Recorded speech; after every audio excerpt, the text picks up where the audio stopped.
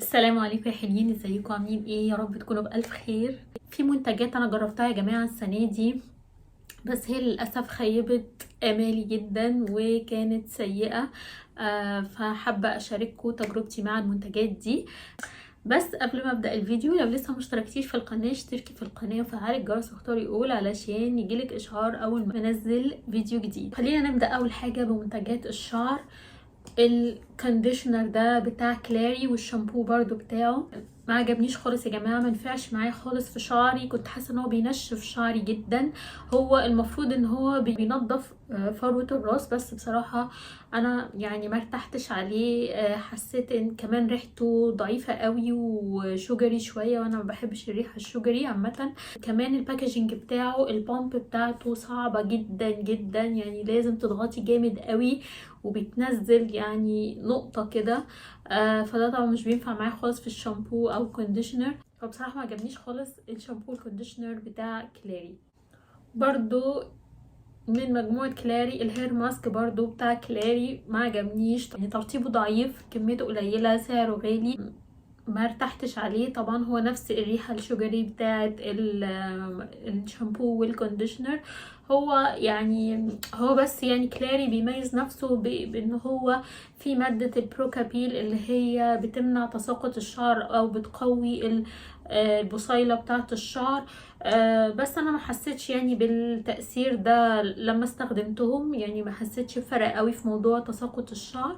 يمكن لو كنت استخدمته فترة اطول وكررته يمكن كنت احس بالفرق، بس ما عجبنيش. كمان الشامبو ده من ديرماكتيف اللي هو اسمه تريكو اكت، اللي هو انتي داندرف او ضد للقشرة. بصراحة يا جماعة عملش معايا اي حاجة خالص، يعني ولا كأني بحط حاجة. يعني استخدمته اكتر من شهر وصبرت عليه، لا مفيش اي فرق خالص، ما بيعملش اي يعني ولا اي تأثير ولا خفف اي حاجة من القشرة. فما عجبنيش خالص الشامبو ده. كمان ده اللي هو المفروض ثيرمال بروتكشن للشعر بتاع كلاري، برضو مكتوب عليه ان هو حمايته SPF 50 بلس. بصوا يا جماعة، انا حسيت ان هو زيت بيور، يعني كأنك بتحطي زيت جوز هند.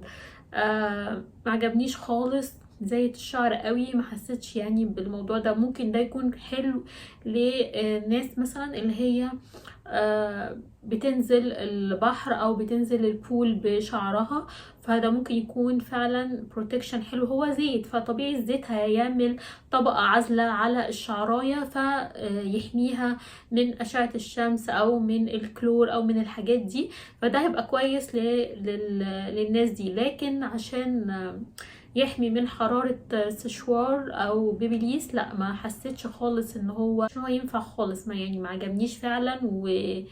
وموضوع ان الواحد يبقى شعره فيه زيت ده، لا ما عجبنيش خالص خالص خالص.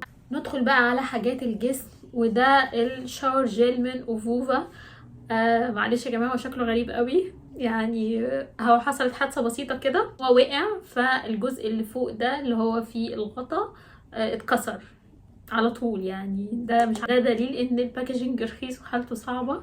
المفروض ان هو السنت بتاعه فلورال، ما عجبنيش ريحته يعني مش فلورال اللي انا بحبها، لا حاسه كده ان هو فيه ريحه عنبر قويه قوي. فهي دي اللي غالبه على الريحه، فتحسوا ان في ريحه قويه كده وبتضايق يعني، او بتضايقني انا. ما يعني ما عجبنيش السنت بتاعته خالص. وهو في الاخر هو شاور جيل عادي جدا، يعني ما فيهوش اي ميزه يعني. كمان كنت جايبه البادي ميست بتاعه، مكانه كده باكج بيتباعوا مع بعض الاتنين، يعني الشاور جيل والبادي ميست. طبعا برضو مش قادرة اتحمل، يعني بصوا مش قادرة، يعني مليان لغاية الاخر، مش قادرة استخدمه خالص عشان ريحته بجد صعبة جدا، مش قادرة اتقبل ريحته خالص. ثباته زي اي بادي ميست، يعني برضو حاجة متقعدش اكتر من ساعة، او يعني ساعة ده كتير، يعني مش هجيبها تاني طبعا ومش هستخدمها. كمان من حاجات الجسم اللي ما عجبتنيش السنه دي، وطبعا انا عملت عليها يعني عملت فيديو تيك توك عليها وقلت لكم عليها قبل كده. البادي لوشن ده من ايفا يا جماعه، اللي هو من اللاين بتاع اوبتيمم كير بريحه المارشميلو. ترطيبه بالنسبه لي ولا حاجه ولا الهوا يعني، ولا صيف ولا شتاء ولا اي حاجه. هو بالنسبه لي مش بيرطب خالص، يعني معرفش، في ناس بتقول عليه حلو، انا معايا انا لا، ما كانش حلو خالص ومش بيرطب فعلا الجسم خالص خالص. طبعا كميته كبيره وسعره تحفه وريحته تحفه برضو. بس للاسف الترطيب اللي هي الحاجه الاساسيه اللي بنجيب البادي لوشن عشانها، لا مفيش ترطيب خالص بالنسبه لي، ف سيء طبعا ومش هجيبه تاني. كمان من الحاجات اللي ما عجبتنيش خالص من لونا، اللي هو لونا امولينت بالكولاجين والفيتامين اي. هو طبعا لونا ممتاز في الترطيب، مفيش خلاف عليه. هو مكتوب عليه ان هو للبشرة والجسم وكل حاجة. هو تقيل عامل زي البادي باتر كده، فهو حلو جدا يعني. وانا بصراحه يعني بصوا استخدمته كمان، يعني استخدمته بس مش هجيبه تاني. يعني بتحطيه على الجسم وهو القوام بتاعه بصوا عامل ازاي، قوامه تقيل قوي، يعني هو كده حاجه بين البادي باتر والبادي كريم كده. بس يا جماعه بصراحه هو اللي ما عجبنيش فيه ريحته برضه، يعني انا عندي مشكله معاه في ريحته. معرفش، في الاول كده تبقى ريحته حلوه عامل شبه ريحه النيفيا كده، بس بعد كده بتبقى فيه ريحه لا مش حلوه، يعني ريحه كده مش عارفه اوصفها ايه، بس هي ريحه مش حلوه، يعني ريحه مش حلوه ومش لطيفه. طبعا هو ميزته ان هو رخيص ومرطب حلو جدا، فانتوا لو تقبلتي الريحه دي عادي هاتيه. بالنسبه لي ما اعتقدش ان انا هجيب تاني النوع ده اللي هو بالكولاجين والفيتامين اي. كمان من الحاجات اللي ما عجبتنيش الديودرنت ده من ميلاتكس، هو بريحه العنبر. ما عجبتنيش ريحته، مبينزلش اي ريحه عرق، ما بيعملش اي حاجه خالص. زائد ان هو كميته صغيره، يعني هو اقل كميه في الديودرنت اللي في السوق، 40 ملي، وسعره كان غالي، مش فاكره كام بس سعره كان اعلى من بقيه الديودرنت اللي في السوق. وريحته بصراحه انا بالنسبه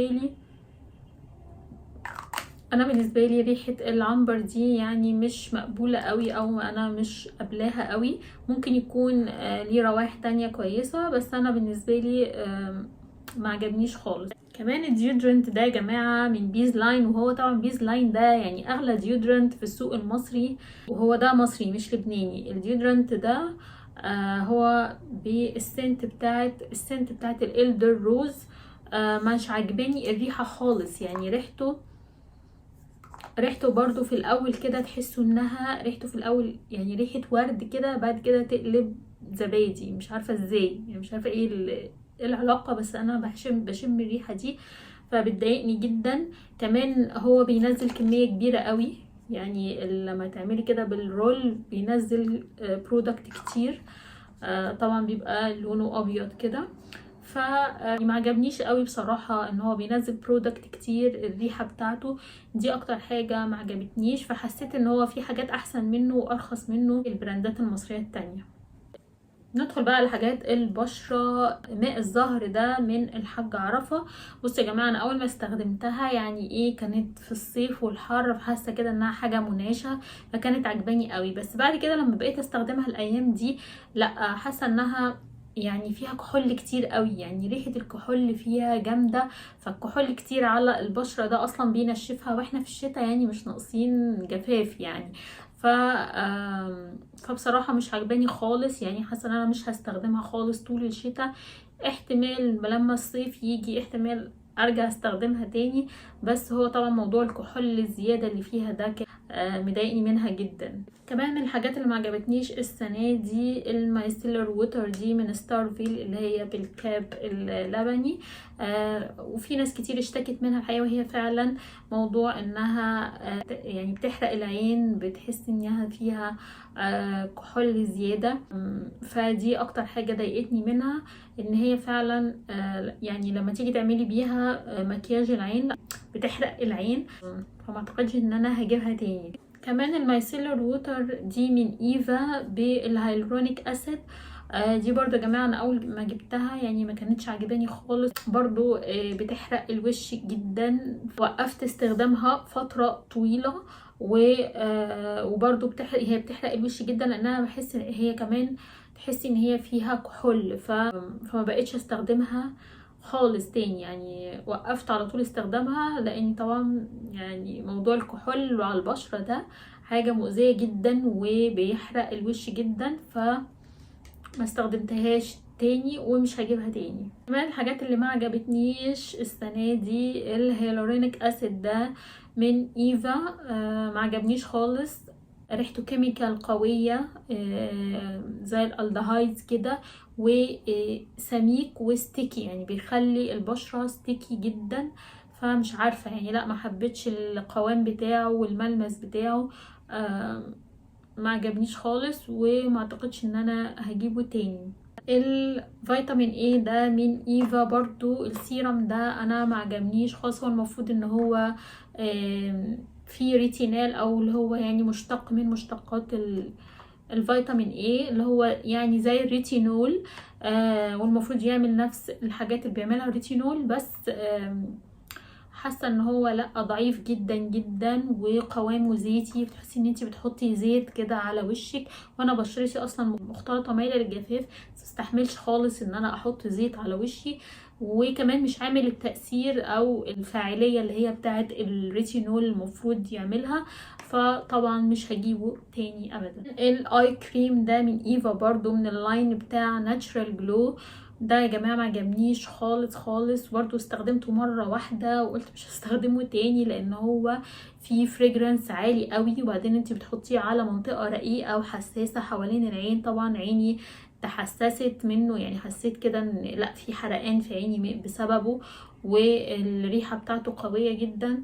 فطبعا وقفته، واكيد مش هستخدمه تاني ابدا. الليب بالم دي كنت جايباها من جوفياليتي. بصراحة يا جماعة يعني وحشة جدا، سيئة سيئة بطريقة فظيعة، ناشفة جدا جدا على الشفايف، وتحسي ان انتي لازم تقعدي تكحتي كده في شفايفك عشان تطلع. فدي حاجة يعني، دي حاجة ضد اللي هو ترطيب الشفايف، انت عايزة حاجة ترطب الشفايف مش حاجة تجرحي بيها شفايفك. زائد ان انا فيها كده، فيها حبيبات كده، انا مش عارفة ده سكراب ولا ليب بالم، بس هو المفروض انا جايباه هو ليب بالم. ما عجبتنيش خالص خالص طبعا، واكيد يعني مش هستخدمها تاني ومش هجيبها تاني.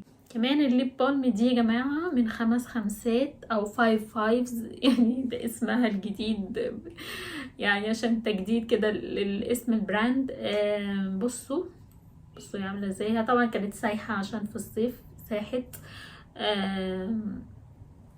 الباكجينج طبعا واضح، يعني من غير ما اقول اي حاجه الباكجينج رخيص قوي قوي قوي، بس هي سعرها فعلا رخيص جدا. هي تقريبا ب 12 جنيه يا جماعه، يعني مفيش حاجه في العالم دلوقتي بقت ب 12 جنيه، بس هو على قد سعرها فعلا. طبعا ترطيبها يعني مفيش اي ترطيب، بتدي لون كده خفيف، يعني لون وردي كده للشفايف، خفيف. ترطيبها طبعا على قد يعني ما انت بتحطي كده، ومسافة ما تروح خلاص، يعني انت هي ما بتعالجش طبعا الشفايف، وترطيبها يعني ضعيف جدا، فطبعا يعني اكيد مش هجيبها تاني. بعد كده الاي براو سيرم، او هو يعني الزيت بتاع تكثيف الحواجب من جوفياليتي. ده يا جماعة برضو قعدت يعني استخدمته فترة طويلة، يعني اكتر من شهرين. هو ريحته يعني حلوة، تحسوا ريحته كده في ورد، زيت ورد يعني. بس بصراحة ما عملش اي حاجة يعني خالص، يعني ما فيش اي تأثير، ما حسيتش ان حواجبي تقلت او حتى شعراية واحدة طلعت، ما فيش اي حاجة خالص. وده بقولكوا استخدمته اكتر من يعني شهرين او 3، فطبعا اكيد مش هجيبه تاني. بعد كده الماسكارا دي اللي هي اسمها ميجا لاش من سيبيل يا جماعة. دي جبتها وما قدرتش استخدمها يعني بجد، يعني اللي هو مره واحده ومش قادره، ما قدرتش استخدمها تاني. ريحتها وحشه قوي قوي قوي، يعني ريحتها فظيعه، يعني ريحه حاجه قويه كده زي زيت خروع مثلا، يعني في ريحه قويه كده ومش حلوه، بتسيح جدا، يعني على طول في اسود كده تحت العين. الله يسامحها بقى اللي هي بعتها لي في البوث بتاعت سيبل واقنعتني بيها. لا بصراحه ما عجبتنيش خالص، والافكت بتاعها ولا اي حاجه، يعني مش حاسه ان انا، ولا حسيت ان رموشي يعني شكلها اطول، ولا حتى في فوليوم ولا اي حاجه. فالماسكارا دي سيئة جدا ومش هستخدمها تاني ومش هجيبها تاني طبعا. بس كده يا حلوين، اكون وصلت لنهاية الفيديو. شاركوني تحت تجاربكم مع المنتجات السيئة بتاعة السنة دي اللي انتوا جربتوها وما عجبتكمش. لو عجبكم الفيديو متنسوش تعملوا لايك وشير مع اصحابكم، وتابعوني على السوشيال ميديا، على التيك توك وعلى الانستجرام وعلى الفيسبوك. هسيب لكم اللينكات تحت في الديسكريبشن بوكس، واشوفكم في فيديو جديد. باي باي.